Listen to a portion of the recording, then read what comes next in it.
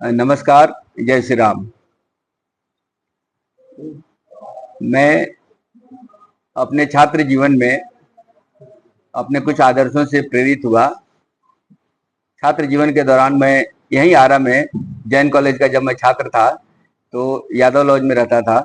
वहाँ बड़े बड़े नेता हमेशा आया करते थे।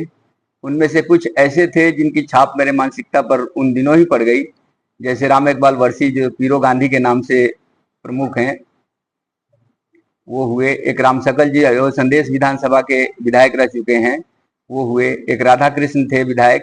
तो इन सब लोगों के साथ में रहता था। तो इनसे जब राजनीतिक बात होती थी तो उन दिनों से ही मेरा मन था राजनीति में आने का।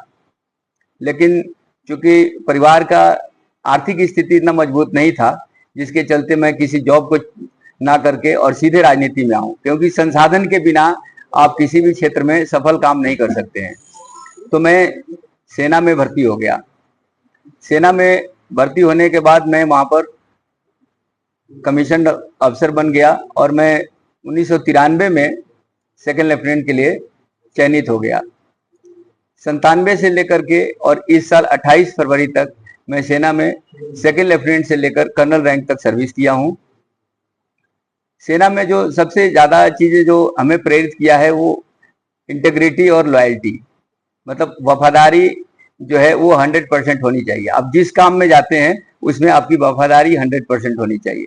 ये वफादारी एक ऐसी चीज है जो आपके अपने प्रति, परिवार के प्रति, क्षेत्र के प्रति, अपने धर्म के प्रति, अपने समाज के प्रति, किसी के प्रति भी हो सकता है, बट जहां रहिए वहां आप 100% वफादारी रखिए। तो ये 100% वफादारी का जो चीज है, ये ऐसी चीज है जो आदमी को प्रेरित करता है हमेशा आगे बढ़ने के लिए। क्योंकि जिसके पास 100% वफादारी होती है उसको सपोर्ट करने के लिए बहुत सारे लोग मिल जाते हैं। तो मुझे भी ऐसा लगा कि अब समय आ गया है जब मैं अब राजनीति में आकर के कुछ मूलभूत चेंजेस ला सकता हूँ, जो हमारे मन में तब से बढ़े हुए हैं कि ये चीज अच्छा होना चाहिए। तो मैं सेना के सर्विस 37 साल करने के बाद जो बचा हुआ जीवन है वो मैं संदेश क्षेत्र के लिए न्यौछावर करने का फैसला लिया, और इसमें बहुत सारे लोगों का सहयोग भी मिल रहा है। मैं क्षेत्र में हर जगह घूम रहा हूँ। भारतीय जनता पार्टी जो श्यामाचंद्र मुखर्जी की पार्टी है, पंडित दीनदयाल जी का जिसमें आदर्श है, जो देश की एकता, संविधान की एकता और बाकी पूरे मानव को एक समष्टि के रूप में लाने के लिए हमेशा प्रेरित करता है। तो मुझे लगा कि भारतीय जनता पार्टी जो सबसे बढ़िया पार्टी है और मैंने इसी की सदस्यता ली है। अब संदेश विधानसभा के हर एक गांव में मैं जा रहा हूं, हर लोगों से मिल रहा हूं और मिल करके उनकी समस्याओं को सुन रहा हूं, और जहां तक हो सकता है मैं मानसिक विश्लेषण कर रहा हूं कि अगर मुझे मौका मिला तो इन समस्याओं का समाधान कैसे कर सकता हूं। सबसे बड़ी समस्या क्या है संदेश में? संदेश विधानसभा में जो इस समय है वो तो सबसे ज्यादा है सड़क की जो है वो होना जरूरी है, क्योंकि कुछ गांव के लोग ऐसे हैं जो अपने घर में छत पर सो भी नहीं पा रहे हैं। इतना इतना धूल दूषित उनका घर हो गया है, जो घर होते हुए भी घर के अंदर सो रहे हैं गर्मी के दिन में। तो सबसे जो इमीडिएट है वो जो है सड़क की सुविधा को ठीक करना है। उसके बाद बाकी सुविधाएं हैं, जैसे शिक्षा में सुधार लाना, स्वास्थ्य में सुधार लाना, सामाजिक सौहार्द में सुधार लाना, ये सारी चीजें हैं। बट इस समय जनता जो त्रस्त है वो है सड़क के खराब होने की वजह से। तो मेरी प्राथमिकता, अगर मुझे मौका मिलता है तो सड़क को इमीडिएट सुधार करना, ये हमारी प्राथमिकता होगी। संदेश विधानसभा से कई नेता लाइन में, कैसे आप उनको देख रहे हैं अपने को? संदेश विधानसभा से कई लोग हैं और ये अच्छी बात है कि बहुत सारे लोग जो है अपना भाग्य आजमाने के लिए काम कर रहे हैं। प्रजातंत्र की सफलता इसी में है कि यहाँ नेताओं का अकाल नहीं पड़ना चाहिए।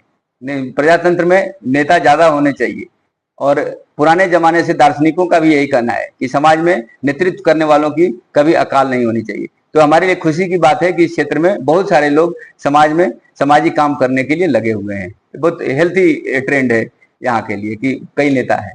भारतीय जनता पार्टी से अगर टिकट नहीं मिलती है तो क्या पार्टी चुनाव लड़ेंगे क्या?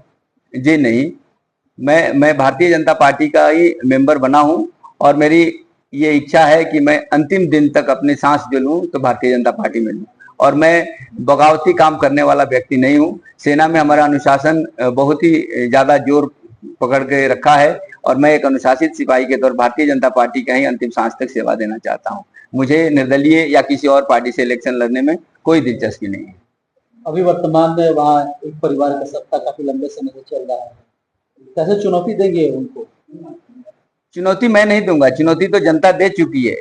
जनता को सिर्फ चाहिए एक वफादार ईमानदार व्यक्तित्व जो उनको नेतृत्व आपको प्रदान लगता है कर कि सके। संदेश में इस तरीके की चीजें लागू होता नियम कायदा कानून हर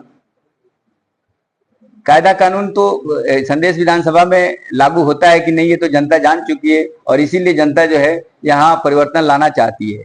हम ये नहीं नकार सकते हैं कि बिल्कुल कानून का राज नहीं है, लेकिन इसको और बेहतर बनाने के लिए मेरा एंडेवर रहेगा। देखिए, देश सेवा कोई ये नहीं है कि जो सेना में है वही देश सेवा में है। मेरे तरफ से एक शिक्षक, एक कृषक, एक मजदूर, एक रिक्शा वाला, हर कोई व्यक्ति जो रचनात्मक कार्य कर रहा है, किसी तरह के कानूनी प्रक्रिया में बाधा नहीं दे रहा है और समाज में बने हुए नियमों का पालन करते हुए देश के जीडीपी में अगर एड ऑन कर रहा है तो हर आदमी देश सेवा में है। और मैं कोई दिगर काम नहीं कर रहा हूँ। सेना में मैंने 37 वर्ष दिए हैं और अब मैं अगर राजनीतिक क्षेत्र में काम कर रहा हूँ तो ये भी एक देश सेवा ही है, और इसमें कोई तुलनात्मक ये चीज नहीं है। मैं किसी को कम नहीं आंकता हूँ, एक किसान हो या एक जवान हो। जो मैंने अपने 2 लाइन में ही अपना इंटेंशन, अपना बायोग्राफी सब कुछ बता दिया है कि मैंने 37 वर्ष तक देश का सेवा किया है और उसमें मैं एक सिपाही से लेकर के कर्नल तक के रैंक तक सर्विस किया हूँ। तो इसका मतलब है कि स्पॉटलेस और अनुशासित जीवन जिया हूँ, तभी तो मुझे भारत सरकार ने प्रोन्नति दे करके सिपाही से कर्नल तक पहुंचाया है। और वहीं से मुझे प्रेरणा मिलती है कि राजनीतिक क्षेत्र में भी अगर मैं काम करूंगा तो यहाँ भी मैं जो है अच्छे ओहदे तक जाकर के और अच्छे से अच्छे चेंजेस ला सकता हूँ। परिवर्तन जो है वैसे तो प्रकृति का नियम है, एवोल्यूशन के थ्योरी जो आप पढ़ते हैं तो उसमें भी है कि ये जो कांस्टेंट चेंज हो रहा है हर रोज, यही एक सत्य है जो परिवर्तन होते रहता है। तो परिवर्तन होते रहता है, वो नकारात्मक हो सकता है, सकारात्मक। मेरा प्रयास रहेगा कि सकारात्मक जो है परिवर्तन हो और उसमें मैं जी जान लगा के काम करूं। नहीं, अगर पार्टी को लगता है कि कर्नल भोला शंकर सिंह को चुनाव लड़ना चाहिए तो मैं पार्टी के फैसले के साथ जाऊंगा। अगर पार्टी मुझे कहती है कि नहीं आप पार्टी का हेल्प करिए तो मैं वो करने के लिए तैयार हूं। मुझे पार्टी के टिकट पर ही चुनाव लड़ना है, बाकी मैं नहीं करता। आप फिर से कहिए आप सवाल। हाँ, अभी जो है संदेश विधानसभा मेरे लिए प्राथमिक ये है, मैं वहीं का निवासी हूँ संदेश विधानसभा का। और जब अपने घर का ही अगर नहीं संभाल सकता तो मैं बाकी समाज का क्या ये करूंगा। जब कोई व्यक्ति अपनी भाषा का, अपने माँ का ही आदर नहीं करेगा तो दूसरे की माँ या दूसरे की भाषा को क्या करेगा। तो मैं संदेश विधानसभा को नेग्लेक्ट करके किसी और विधानसभा में जाऊं, ये मेरे लिए अभी उचित नहीं है। कालांतर